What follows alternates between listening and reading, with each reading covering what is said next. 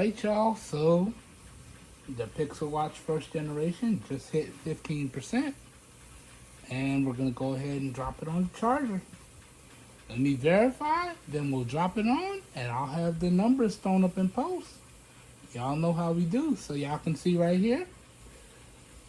809, 15%.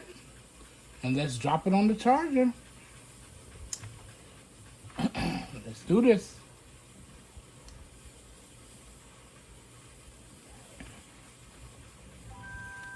There it is. So 809 is when I'm going to start it. I'll throw up when it ends in post. And this was another charge test. Hope you guys and gals enjoy. Once again, this is another clip recorded on the iPhone 15 Plus in 1080p at 30 FPS.